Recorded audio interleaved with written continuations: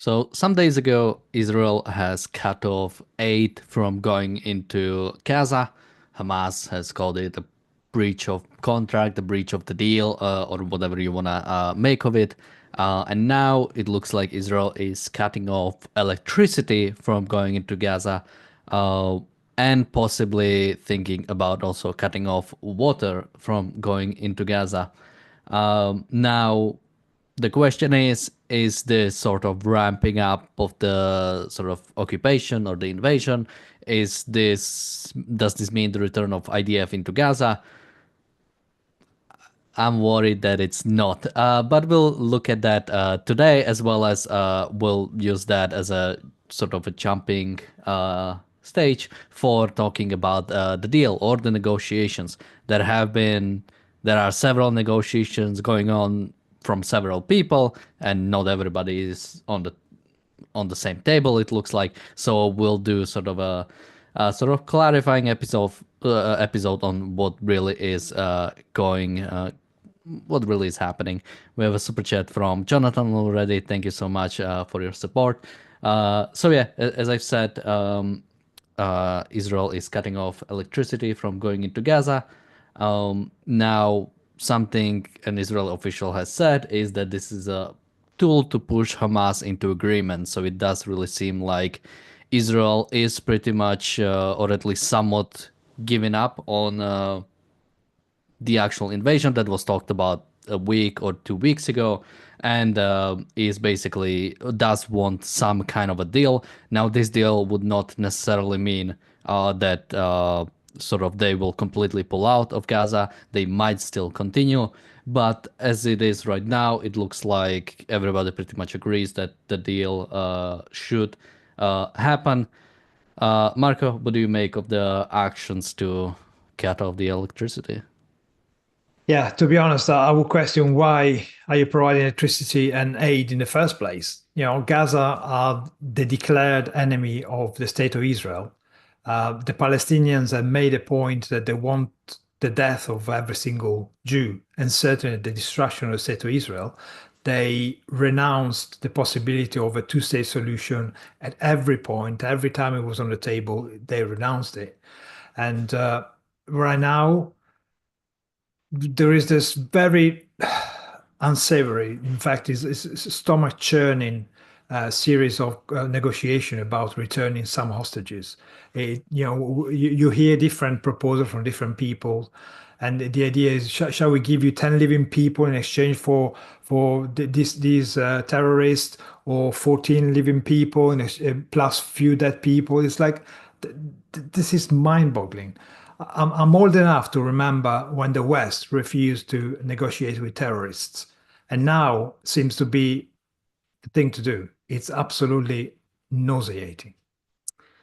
I think on the electricity side of it, first of all, it's worth noting, isn't it, that this is a legacy of the Oslo Accords, the agreement to supply electricity and water to Gaza, and of course that continued beyond the disengagement in 2005. Is its own big question mark as to why. I mean, I know that Israel talks about the security arrangements of needing to be in control of the utility supplies. It's also worth noting that Gaza gets some electricity from Egypt anyway. And of course, one of the big impacts of the cutting off electricity is all supposed to be to do with the desalination of water from a water plant within Gaza. And yet that is also worth stressing, because this is often missed out from many of the pro Gaza articles you'll read, that 90% of Gaza's water comes from Gaza itself, and it's only the 10% that comes from the desalination plant. Some of it comes from their own plant, which doesn't require the electricity. I mean, all of that is a bit of history, if you like. Of course, it comes back down to the basic principle of why should you be giving electricity and water to people who are holding your fathers, mothers, kids in Gaza. The abducted, those that remain abducted, the hostages from October the 7th, of which there's supposed to be around 24 still alive, and another 30 odd who have passed away, whose bodies are still held within Gaza by Hamas. Hamas and the Palestinians, of course, we don't know what the difference is really, since it could be in either location. The spelling. Absolutely, yeah. But it's essentially to all intents and purposes, it's the same thing.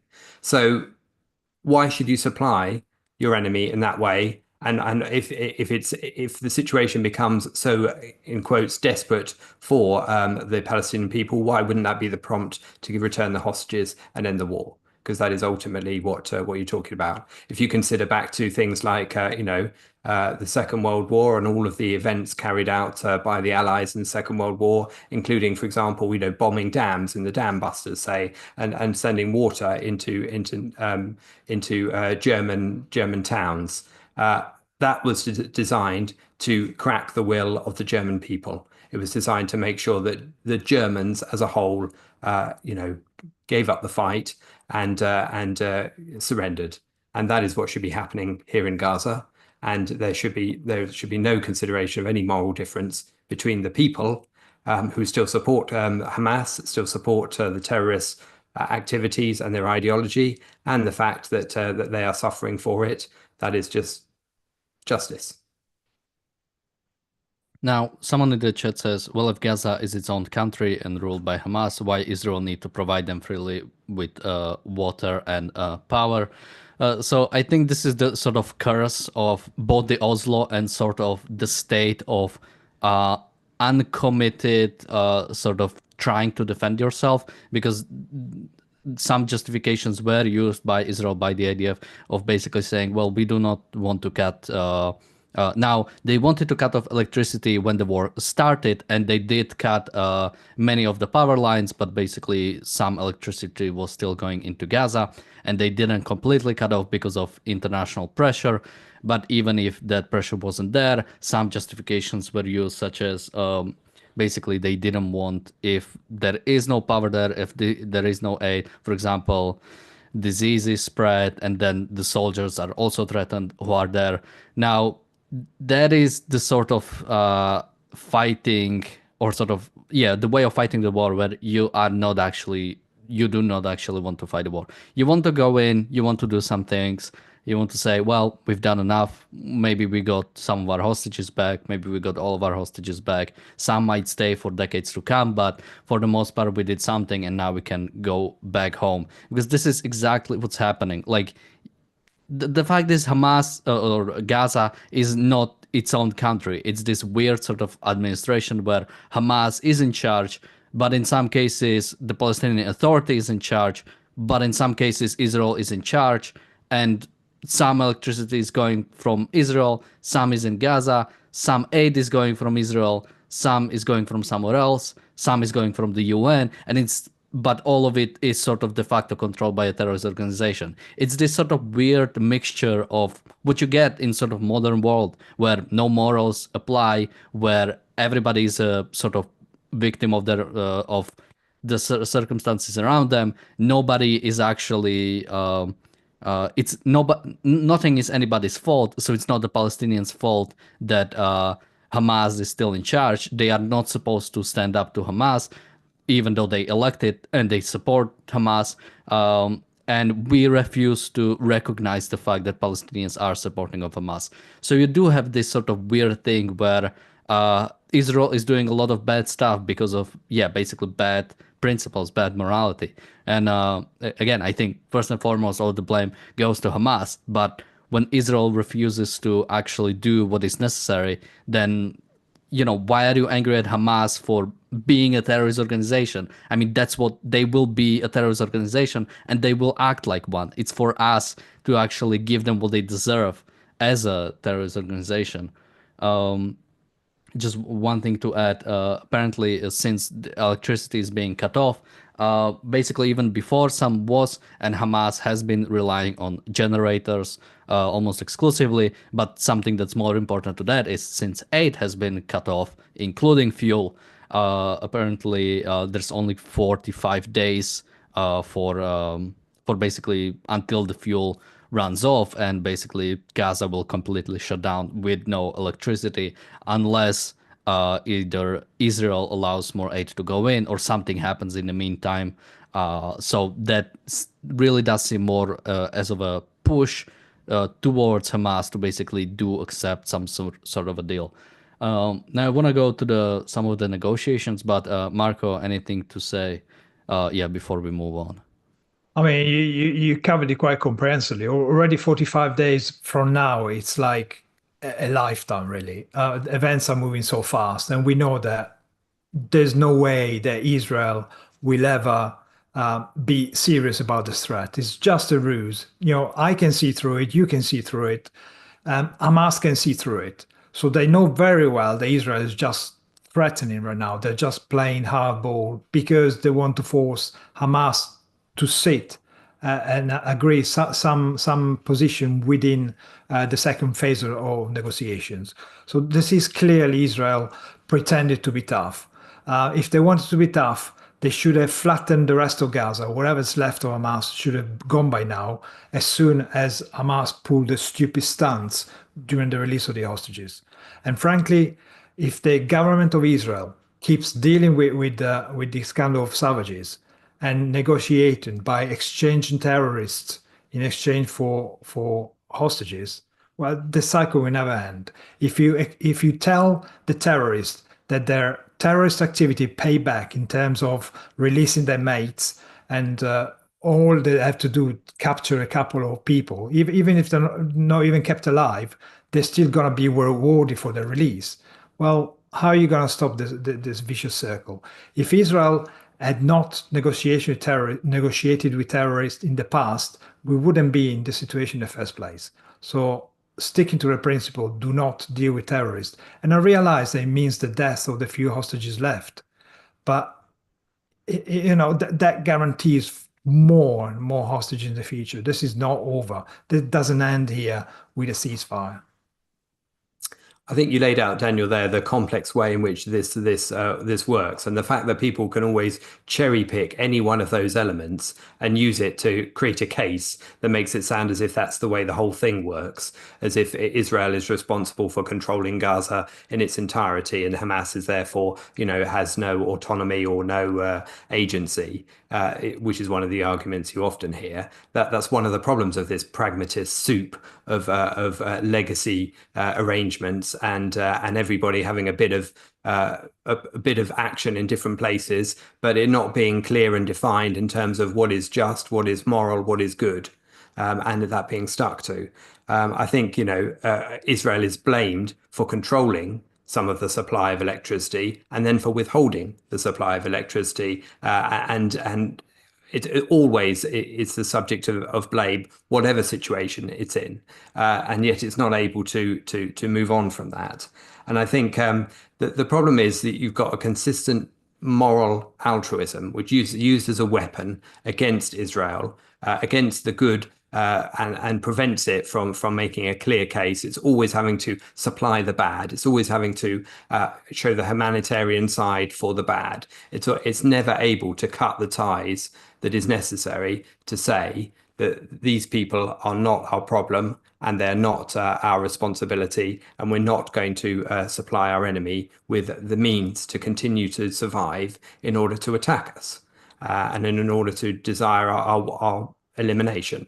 And yet that's what it's being asked to do year after year. And this is just one example of the means in which it's asked to do that, via the supply of water and electricity. So that at each of these stages of each of these agreements that is done with whatever organization or whatever administration is in the White House at the time, it's always that, oh, well, you must continue to supply the Palestinians with whatever they need.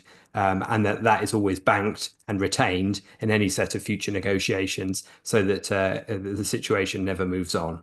And it will never move on so long as you continue to support and fund your enemy in this manner.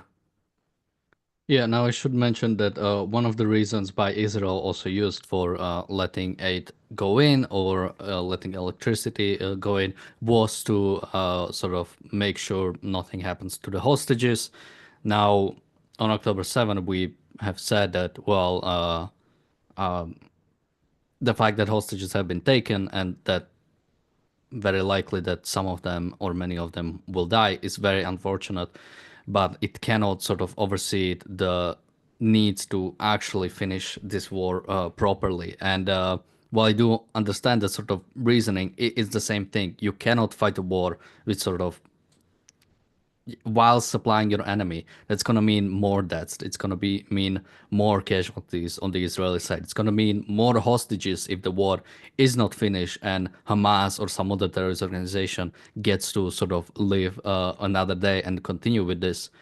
Now, going to the negotiations, there's been this person appointed, Adam Boehler, who apparently he was in the past in some he was involved during the Abraham Accords, and he was involved during the current president's administration, last one, and is now has been appointed as a special envoy to basically negotiate on behalf of hostages. Now, already at this point, he pretty much seems to be gone, or not. Nothing's gonna happen.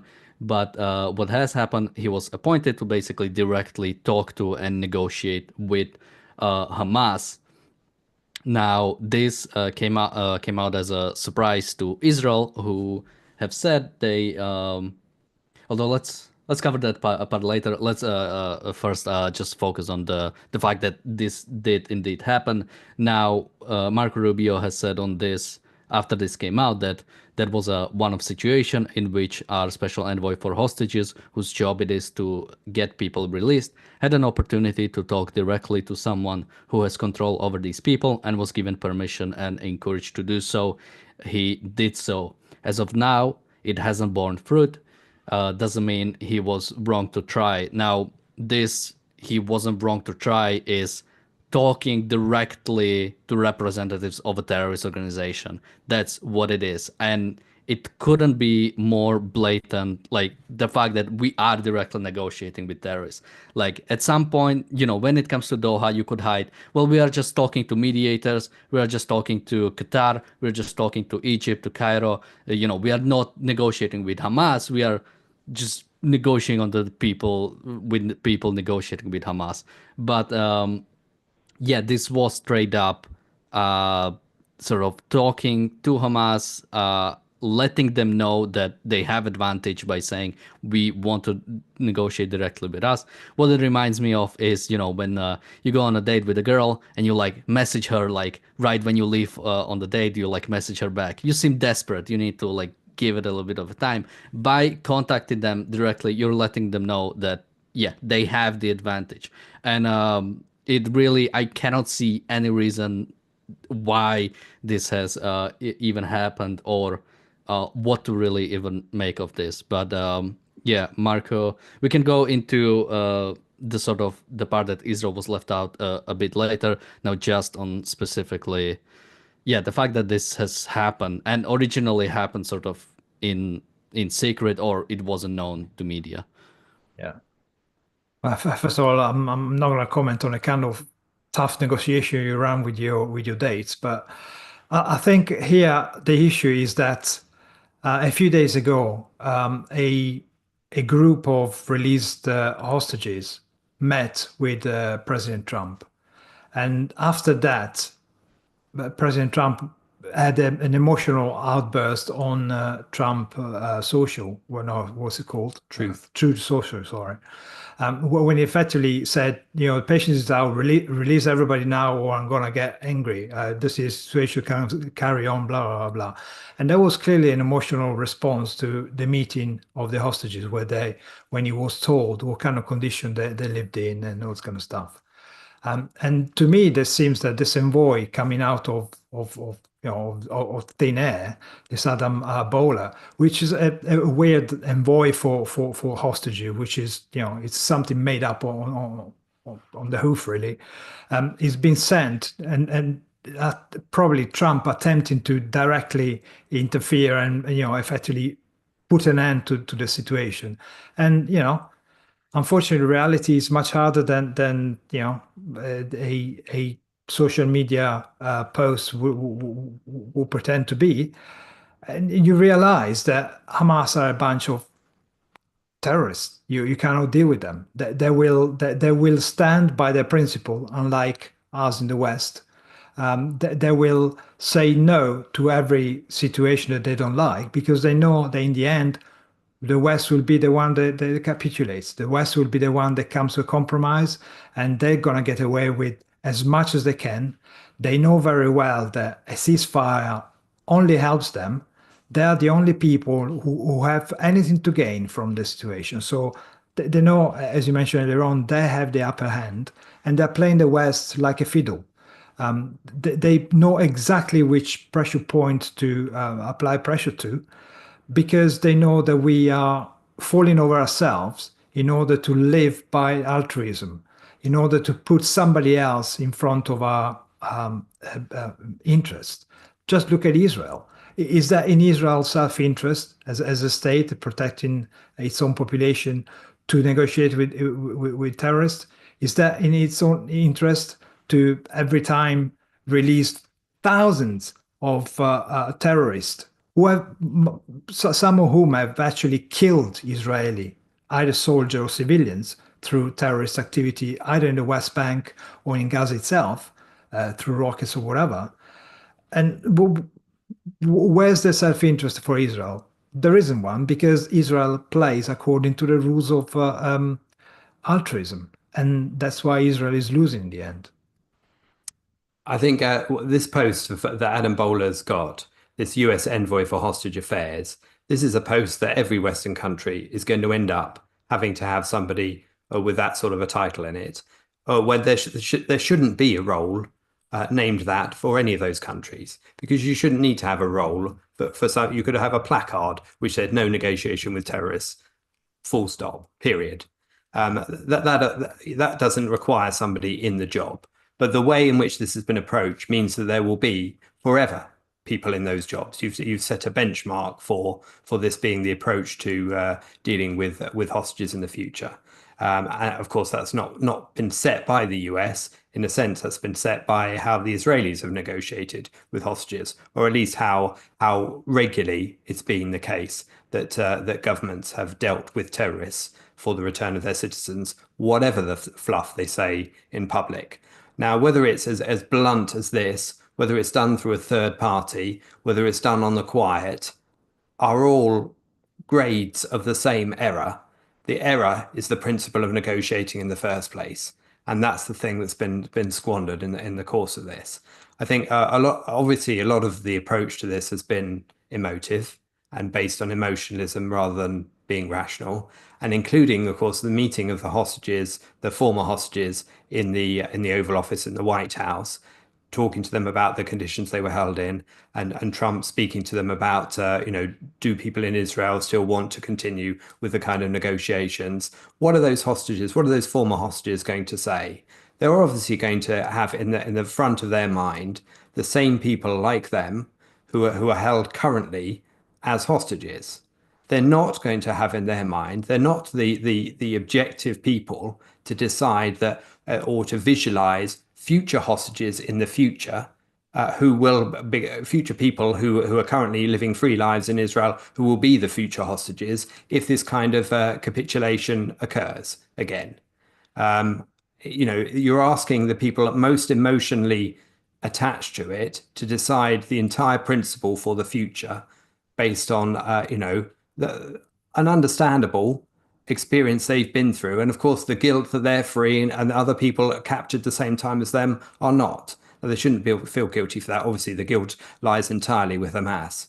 But they are not the people to make the case for what should be done. In the same way that the families of those hostages, however much we feel for them, are not the people to make the case. The case has to be made on a principle-based level to ensure that there aren't more families like that and any more former hostages, and that the idea of taking hostages becomes utterly redundant because it achieves nothing for you, gets you nowhere. In fact, it gets you pummeled into oblivion and is therefore counterproductive. That should be the outcome of this. Yeah, now continuing a bit further. Well, first, someone was asking if you're gonna do the interview with Tucker Carlson and the Prime Minister of Qatar. It's the first time I'm hearing about it.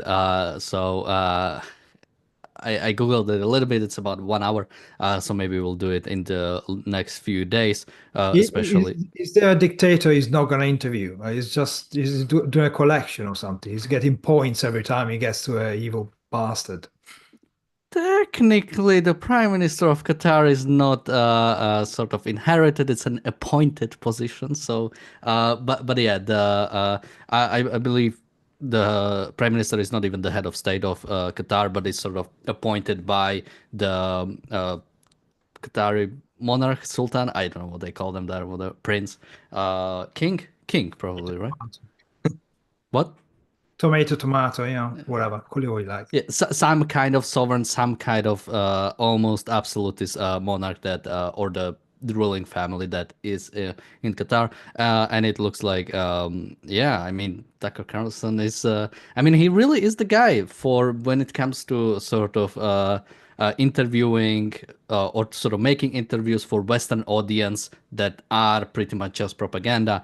He is the go-to guy. So we'll definitely have to check it out and see what they've talked about there. I think the title was something like "Journalists are attacking the Prime Minister of Qatar." So that does sound very juicy.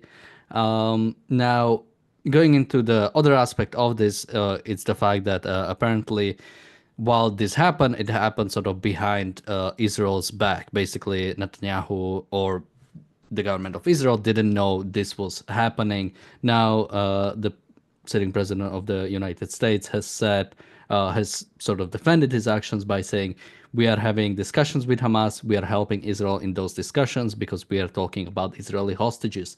We're not doing anything in terms of Hamas. We're not giving cash. You have to negotiate. There's a difference between negotiating and paying. We want to get those people out. Now there's a bit more we can go to a bit later, but you can't negotiate without giving them anything, unless you somehow sort of trick them into basically like relinquishing all the hostages and dismantling themselves and allowing Israel to occupy itself, and they somehow don't realize it. There will be some concessions. It might not be, he might have been referring to sort of unfreezing the funds that went to Iran by the former President Biden, or he might be referring to something like that. But the fact is, even if it's not directly sort of money going into Hamas, some concessions will be made. Terrorists will be released.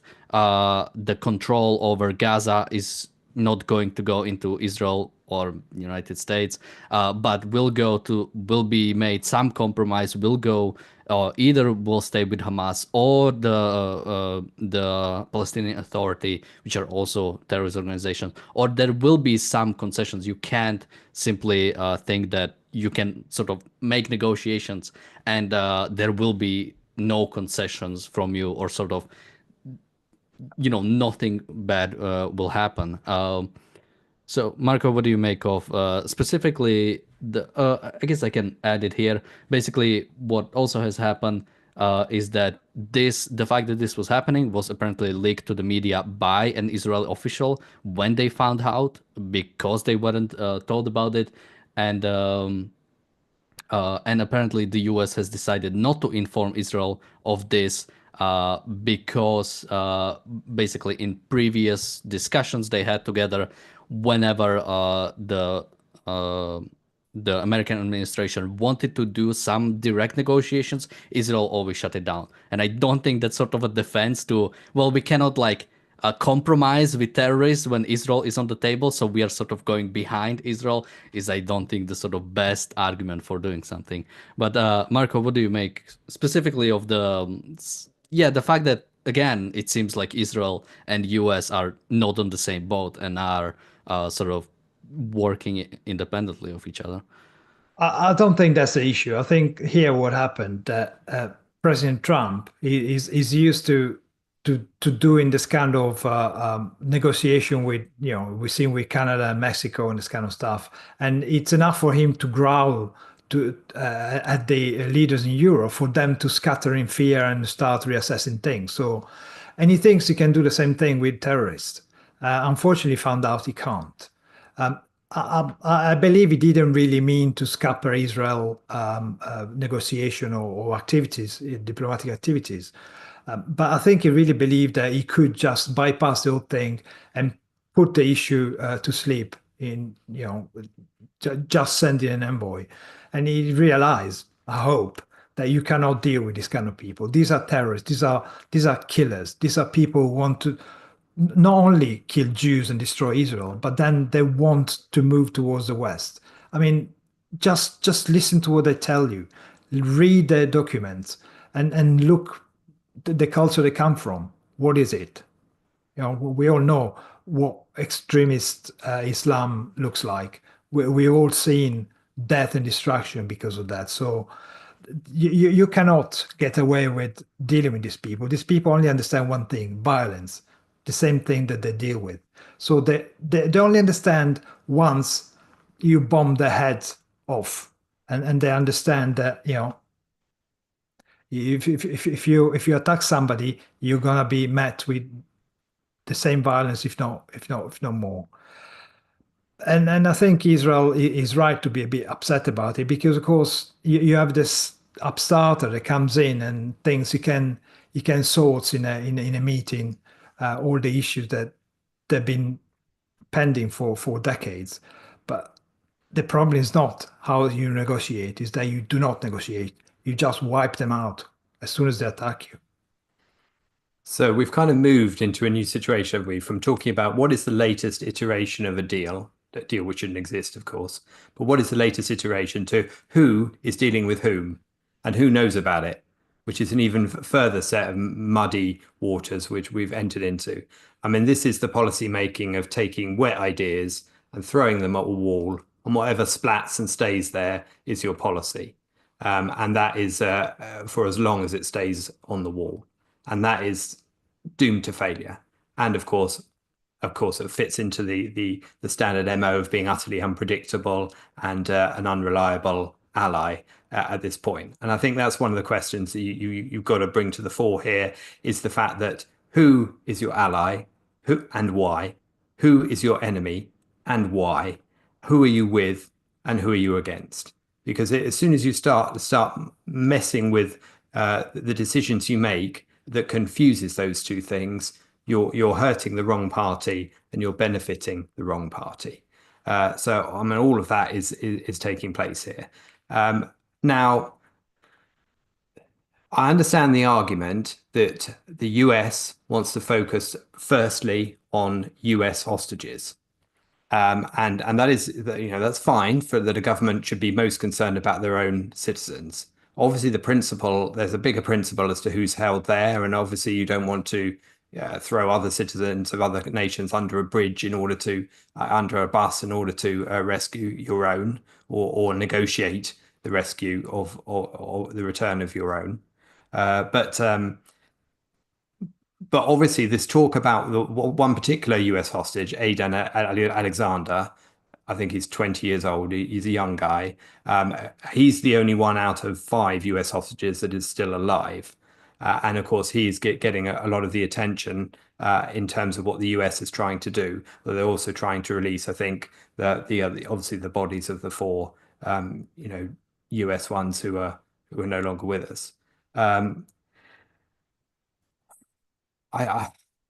how can you get beyond the fact that there should be no negotiations whatsoever, because everything leads back to that, whichever start part of this complicated flowchart of who's talking to whom and which arrows are leading anywhere, you come straight back to that principle sooner or later, and that should be the one that guides any of the arrows, and that's all I can emphasize. Yeah, I mean, when it comes to, I'm not sure if anybody pretty much confirmed that, America wants to get sort of like a separate deal from the US to get the American hostage home. Now, when it comes to if that should happen or not, is somewhat a complicated question. I think when American hostages were taken on day one, American ships should knock on your doors. So on October 7th, the former president should have pretty much started an operation in Gaza, or there should have been sort of some travel warning saying if you go to Israel, we cannot protect you. But as long as America should protect its citizens, which it should do it all over the world, or say that they will not be able to. So, I think if America wants to put on a statement saying, if you go to Russia and you get captured or something, we cannot help you. We will not go to war with Russia over sort of few hostages, but we simply cannot protect you. I think that's sort of an understanding thing.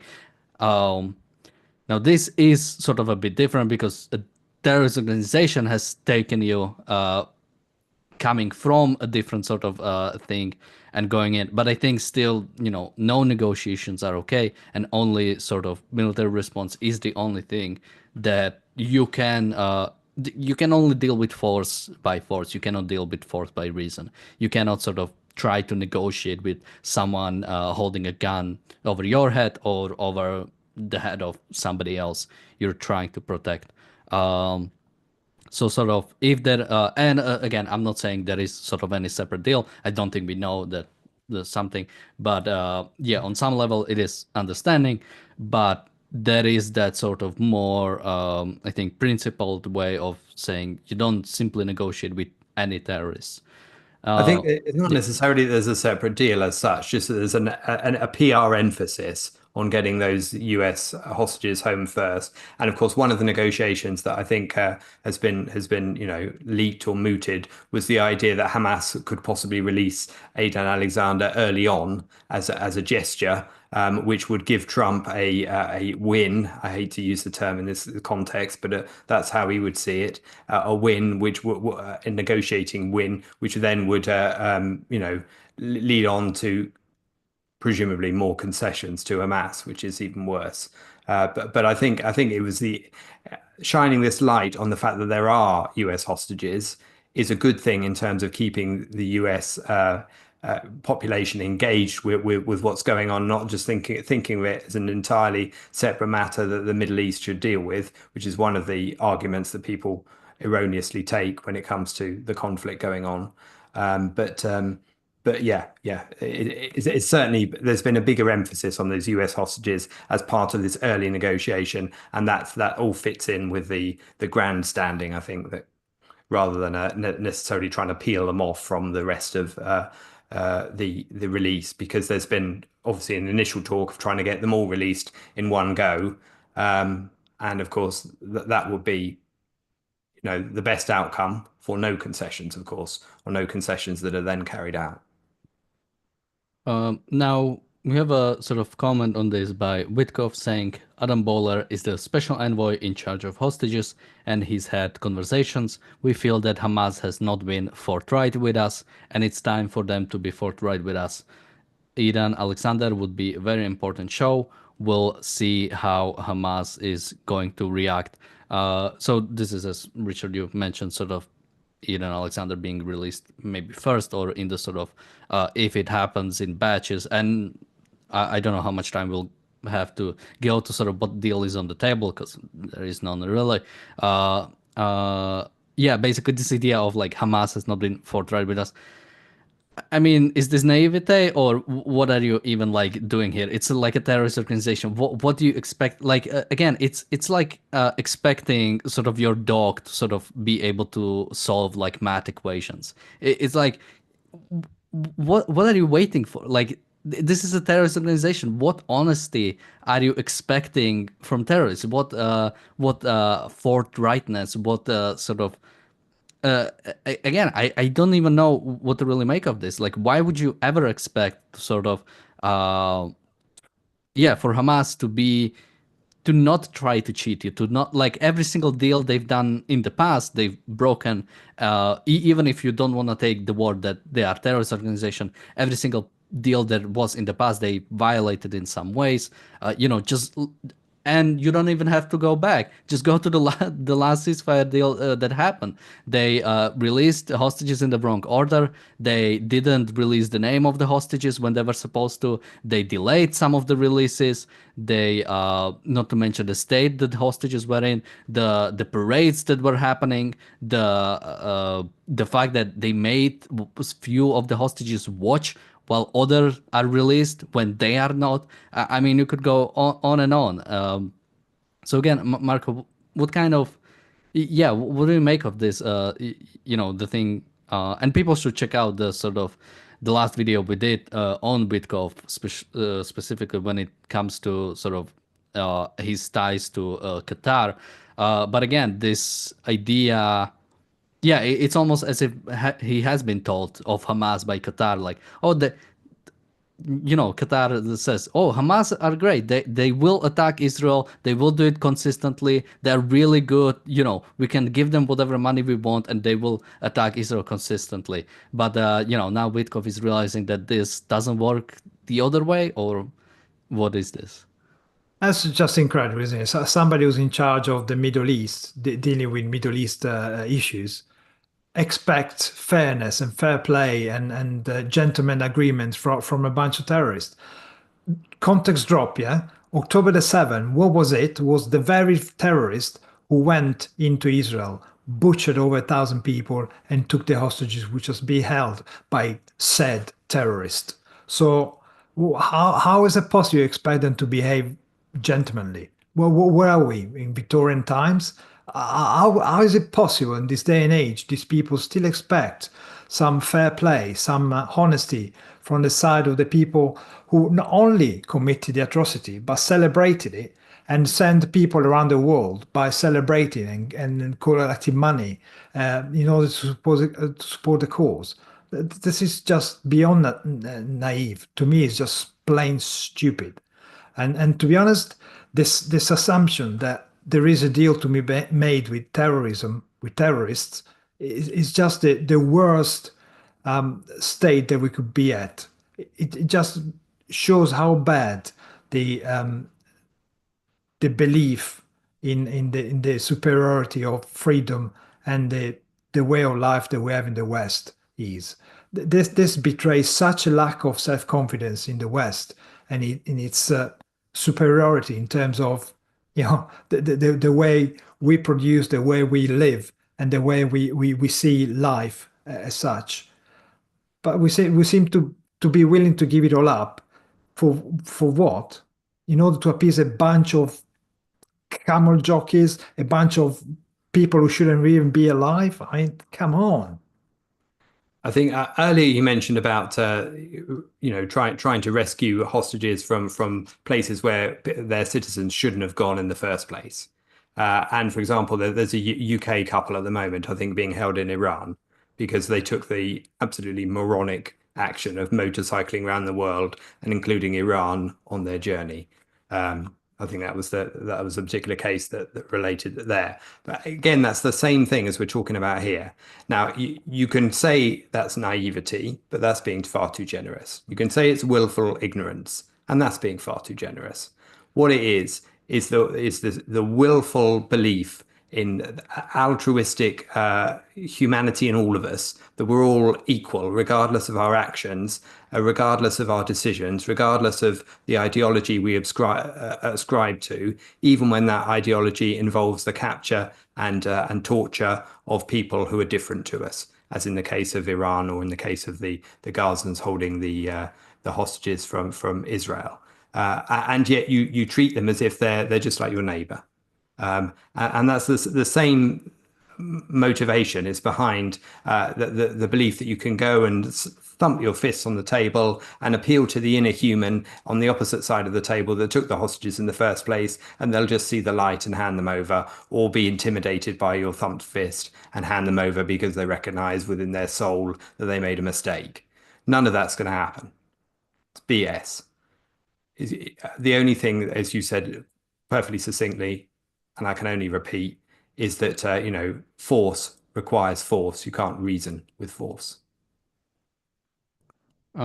someone said Witkoff should be replaced with someone with who has less ties to Qatar. Try the Prime Minister of Qatar. I think he has less ties than Witkoff. That's overstating it. But yeah, I mean, there is that quote, sort of, what is it like? Harsh times create harsh men create good times create weak men, and weak men create harsh times, or something along that lines. And that sort of, I think, Western naivete of when talking about sort of the other countries, or sort of the countries in the Middle East, the terrorist organization, that is, I think, especially when it comes to America, it might come from a certain sense of benevolence. Like, why would someone just want to kill people is an understandable sort of feeling to have. Sort of grasping evil is really hard thing.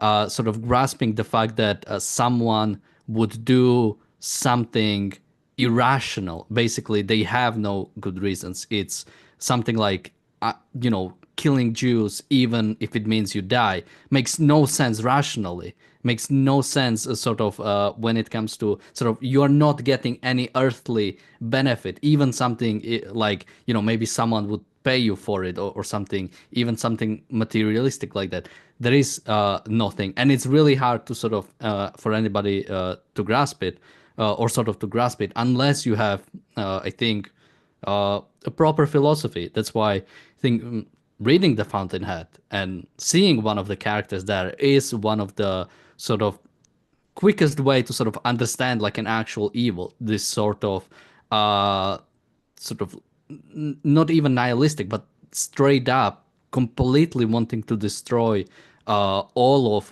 that is good in sort of the world, for the sake of destroying the good, not for some sort of, higher goal, or something. It's straight up, no, it's good and you want to destroy it. And I think we are seeing something like that in the West. The fact that we are simply not, we are refusing, or are not able to grasp the evil that Hamas and Palestinian civilians themselves are holding against the Jews, against Israel right now, because it is hard. It's hard to imagine sort of, if your neighbor across the street wanted to simply wipe out another nation or something. It's impossible to sort of really grasp if you live in sort of Western modern civilization. Um, but yeah, with that, we have to wrap up a bit sooner. Now, when it comes to sort of the agreement, so originally there was the sort of idea that maybe nobody besides Hamas really liked the sort of drip of hostages, sort of release few of them every few weeks. So Witkoff had an idea that basically it should be in two stages: release half the hostages on day one, release the other half on day X, meaning at the end of the sort of ceasefire. If the ceasefire goes through, then basically Hamas will release the rest of them. Now, Hamas is pretty much sort of denying accepting any sort of a deal. There have been some reiterations, some yeah, pretty much we still have nothing. It looks like everybody does want some kind of a deal. I think Americans are on the side of the deal right now. I think Israel is willing to also does want some sort of a deal. Hamas is so far rejecting everything, which again shows that even despite the fact that despite the way Hamas is in right now, it still seems like they have the upper hand, since they are the ones who are not pressing for any sort of a deal. And that shows you the really bad spot you are in once you start negotiating with the hostages, because they do not get for lives. It doesn't matter to them if they get 1,000 terrorists back or 2,000 terrorists back. It's pretty much the same, just the higher number is better, but not in life is precious, we need to get back, we need to get them back, but no, we need more people to kill Israelis, and that is always the number one goal. So if the deal would mean we never get to kill more Israelis, they wouldn't take the deal. But Marco, any last thoughts Yeah. on Yeah, this? we should also remember that Yahya Sinwar, the guy who organized and effectively pushed for October the 7th, was one of those hostages, a terrorist held by Israel, who was released during a similar deal years ago. So if that deal hadn't taken place, probably October 7th wouldn't have happened. If this deal didn't take place, if Israel refused to carry on any other dealing, yes, unfortunately, the hostages currently held by the innocent Palestinian would probably die. And that's tragic. But next time, there wouldn't be hostage taking because Hamas would understand that it's futile. And clearly, the case are to either you stop dealing with Hamas or you stop Hamas once and for all, i.e., there's not going to be an Hamas. But of course, we know these buffoons will set up something else. Hamas might be just an incarnation of something else. The Palestinian Authority itself is hardly a benevolent organization. So again, you deal with terrorism, you will never get away with it. Ayn Rand made it quite clear that if the good deals with the evil, it's the evil that wins. You cannot drink just a little bit of poison and hope to live. You're gonna die. If you compromise with evil, evil will win, and evil only gets away with it by the good allowing it to survive in the first place. I think what you've got here, when you look across the whole gamut of what's been insinuated, laid out, suggested, implied by one of these various sets of deals, is you've got sort of about 15 versions of the wrong thing to do, and like one version of the right thing to do, which is the hell to pay being enacted argument. But of course, because you've got a bunch of mixed messages, that hell to pay counts for nothing. In fact, it's already turned to dust, turned to sand for being presented alongside or you can come to the table and we can have a chat about it and we can trade some chips of human lives between us across the desk as to who you can free when or how many days, of peace you get afterwards, or whether it's 10 years or 60 days or any range of things in between. All of that is corrosive to the key morality, which should say that evil should pay for its evil. And that's what the hell to pay message ought to mean, but it needs to be enacted. Otherwise, even the next hell to pay message in any context won't even have the clout of the word hell in it. Yeah, I mean, it is that sort of like, I'll shoot you, or we can eat a nice carbonara. It's like, well, did you really mean that sort of first thing? If you are offering sort of those two alternatives. And yeah, so with that, when can people find you? Check out the Briefly Objective sister channel to this one. Details in the link below for the shorter form content taken from these conversations with added visuals. And please like, subscribe, and watch as many as you can. Thank you. And we have the Atlas Shrugged Book Club starting in 90 minutes. That's for ARCUK website members who got an email, and also YouTube members who can watch it live. That's going to be scheduled on the channel, so we should be able to see it. With that, I feel like I did. As many have noticed, we are starting, or many Americans might have noticed, we are starting at a different time. This is because America has moved to daylight savings time, meaning basically, and the Europe hasn't. We are moving at the end of the month. So for Americans, we're going to be starting 1 hour later, pretty much for a few weeks until we move back. I believe Trump has promised to get rid of daylight savings, so I'm waiting for that to happen. I guess we still have 6 months until the next time, or we go off it. So let's hope we get some. I'm not sure if president can change that, but if we can rename the Gulf of Mexico, maybe we can also figure this out. With that, You mean the Gulf of America? yeah. With that, thank you guys for joining me today. Thank you everybody for watching, and bye bye.